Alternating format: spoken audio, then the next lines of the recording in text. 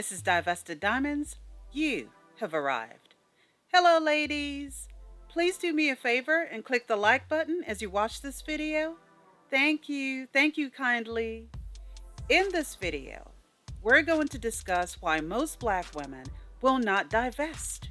Yes, it's sad. But there are a lot of women out there who are addicted to toxicity. It's a driving force in their existence, and they feed it or feed into it. I think most of this boils down to how most Black women are socialized as kids.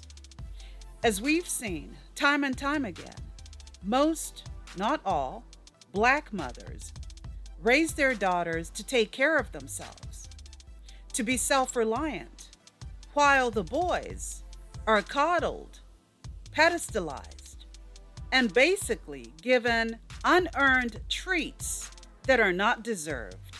The fact that most Black girls are basically raised to raise themselves leaves some sort of deficit within them.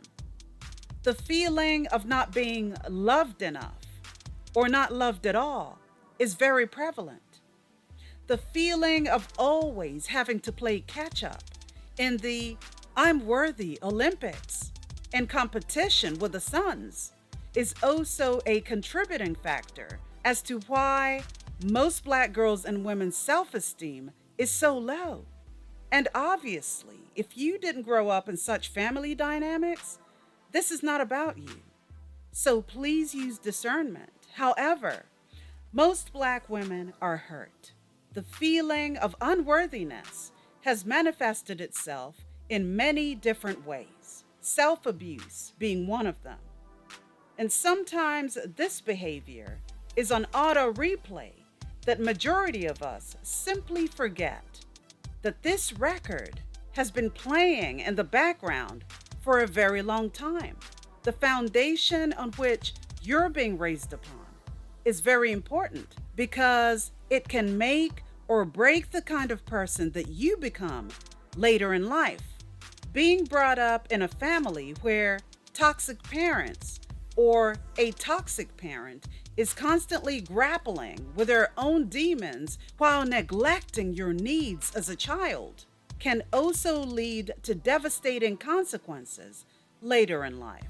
Being used as a pawn to pedestalize your male siblings while playing along with it in an effort to garner up approval from a parent yields devastating consequences on how you view yourself later in life.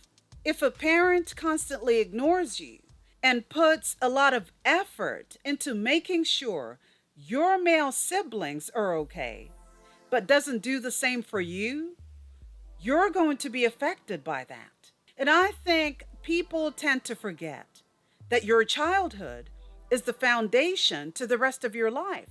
You could either build yourself up to be the opposite of how you were raised by understanding that none of what happened was your fault, or you could very well fall through the cracks and be affected by your negative experiences for the rest of your life. Unfortunately, it just so happens that a lot of Black women will repeat the same old bad habits that were imposed on them by their parents. Now, this happens to everybody, okay? It happens to everyone besides Black women. But I'm speaking specifically on how this affects certain Black women and the reasons as to why divestment may prove to be very difficult for them. This is also part of the reason I don't agree with people having too large of a family, because it's impossible as parents or as a single parent to know each and every one of your kids and cater to their needs individually. Here's what no parent will ever admit to you, right? And if your parents have admitted this to you, I'm sorry. I really am. Most parents will never admit to the fact that they don't love their children equally, because every child's personality brings something different to the table. It's impossible to love your children equally because they are not the same person. With that said, I don't think it's fair for any child to watch you as a parent show more love and attention to their other siblings than you do to them. This, unfortunately, happens a lot. Sons are coddled and daughters are left to raise themselves. So, with everything mentioned here, and considering the mental implications of child abandonment, whether physically, mentally, or emotionally, do you think that majority of Black girls are raised to have fruitful, healthy relationships? Or are the negative manifestations of their childhood the driving force behind their self-loathing, self-deprecating behavior displayed by most later in life? By the time a Black girl gets to her late teens, the foundation will have dried up like cement, and everything taught to them as children becomes the blueprint on how they view life. You are the product of your own upbringing and environment, and most of us carry our parents' demons, whether we want to believe that or not. Has anyone ever said to you, "You're just like your mother"? Has anyone ever said to you, "You're just like your father"? And that's genetically or behaviorally. As a Black girl growing up, there is very little emphasis on how to love yourself. Most parents are too busy making money and paying bills that proper child rearing is the last thing on their minds. It doesn't necessarily mean that they're bad parents. It just means that they are oblivious to the consequences. They have a routine that works for them. They stick to it, and that's basically it. Most parents do not sit their daughters down to tell them what a healthy relationship looks like. Some grow up in abusive families or situationships where the father or mother's boyfriend thinks that it's okay to put their hands on their mother.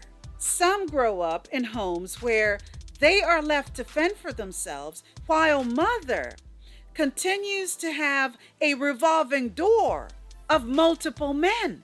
And sometimes these males touch these girls over and over again, damaging their psyche even further, affecting their mental well-being. Most Black people have a laid-back attitude to all these different scenarios and will often say, "Well, that's life." Meanwhile, that hurt, that pain is being stored inside of you, waiting for the perfect trigger to unleash it. It's not okay. And again, all Black girls and women haven't gone through this, but majority have. You can see these attitudes and behaviors in real life as well as online. The repetition of their childhood is usually on full display. The lack of self-awareness and promotion of degeneracy is out there for the world to see. Most Black women will not divest because they don't see a lot of things wrong with how they were raised or the environment in which they grew up, especially where narcissistic parents or a parent is involved. The dumbing down of expectations and the need to guilt trip you for simply being alive are very prevalent in a lot of these upbringings. Pay attention to some of these phrases. You're lucky to have a roof over your head. You're lucky to have someone who loves you. I wasn't as fortunate as you. I gave up my life for you. Your daddy ain't shit, and you ain't never gonna be shit. I brought you into this world, and I could take you out. This is going to hurt me more than it hurts you. My parents beat me all the time, and I turned out just fine.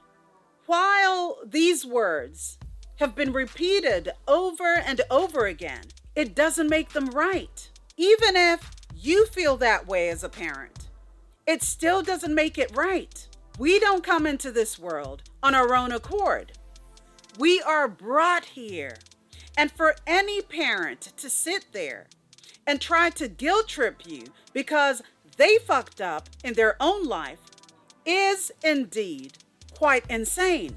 Let's also not forget instances where girls especially are left to parent their siblings in the absence of their parents or a parent. These are some of the unfair circumstances that have long-term negative impacts on our lives. All these roads lead to the same place: the absence of unconditional love, the presence of neglect, and the lack of care for your mental well-being. Most Black women will not divest because a lot of them are too far gone. The programming is so embedded, especially for those who grew up with a mother who exhibited strong mammyism. Whether they grew up in a household where their mother pedestalized their male siblings, or whether their mother was the type of person who would do anything for Black male attention, it still comes down to the same thing. Most of them are addicted to dysfunction. They are addicted to pain. They are addicted to pedestalizing Black males and prioritizing that over themselves. These women don't have enough love for themselves to put themselves first because they have always put others before them. The lack of love in their childhood sends them on a quest for love in all the wrong places. And if they grew up in a household where the mother pedestalized a male sibling, they are also in search of that mystery. The same mystery that sent their mother on a wild goose chase looking for whatever it is that makes the Black male so important that they would neglect themselves for him. Some of these women are addicted to negativity. It's the only thing that makes them feel alive. Anything mellow is too boring because it's the adrenaline rush that they keep going for. The church hasn't helped either. Most of these religions pedestalize males and make it so women are at the mercy of men. Look, I have nothing against religion. You do you. If it works for you, great. However, I have noticed that a lot of church-going Black women are willing to do anything for a man and will go to any lengths to get one. Now, the Bible says that the man is the head of the household. I have my own feelings about this, which I'm willing to share in a separate video, but for now, I'll say this. Black women need to understand who they are first before taking on any religion. Most religions are not meant for women because the female form, the creator, the bearer of all life, is always told that she is secondary to the male. She literally cannot do anything without male approval, and I have a real issue with that. That is one of the many reasons I am not religious. Now, I'm more spiritual, but I think a lot of you already know that. The issue with Black women getting embroiled in religious doctrine is that it doesn't benefit them.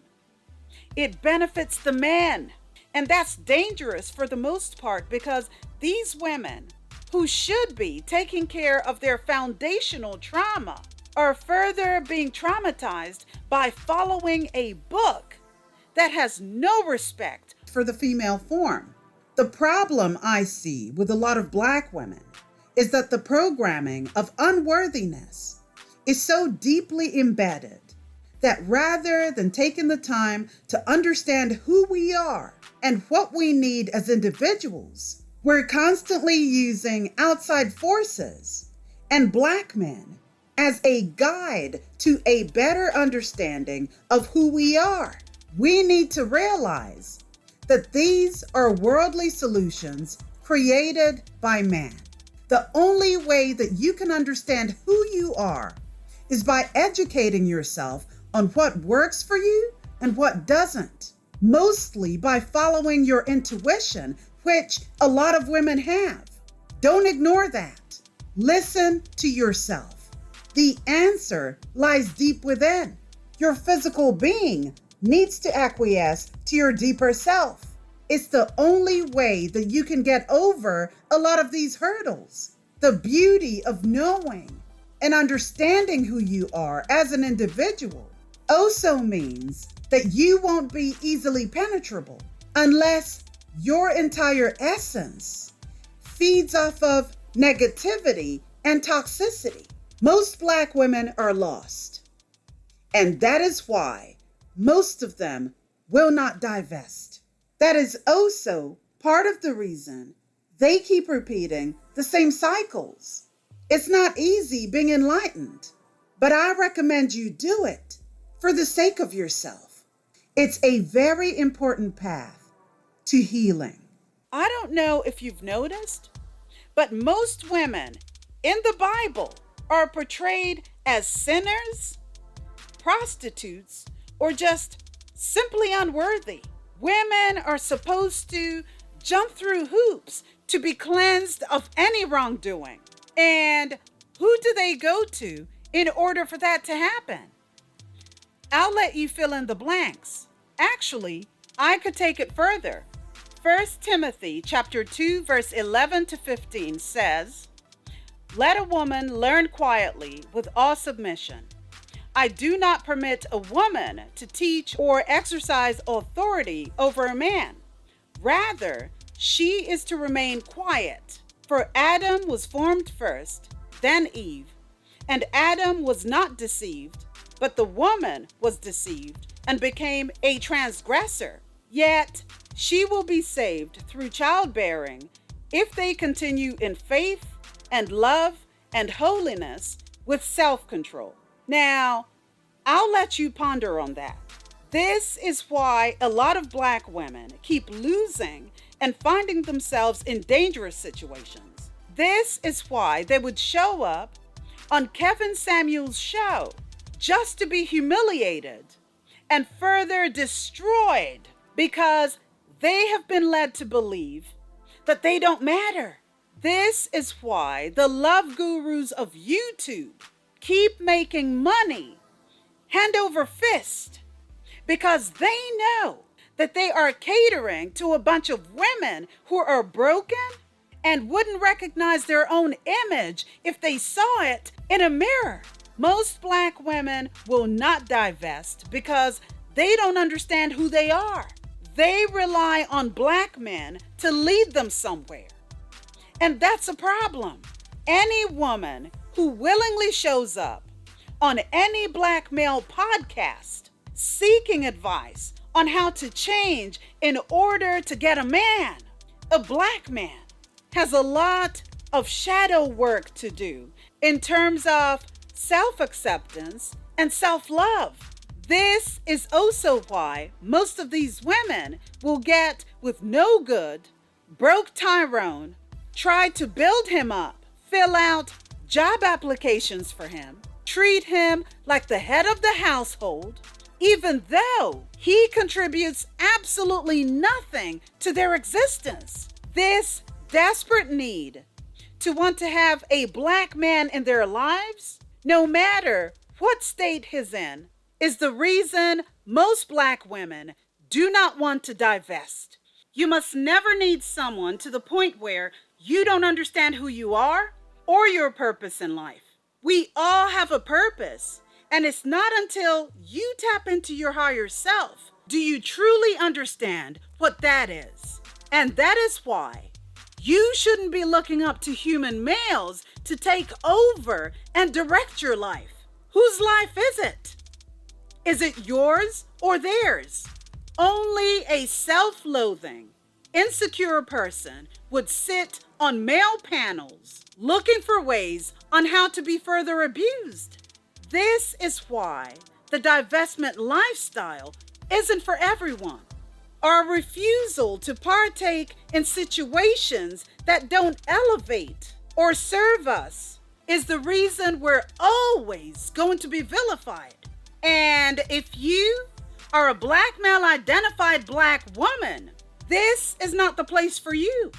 You're not ready for this level of enlightenment.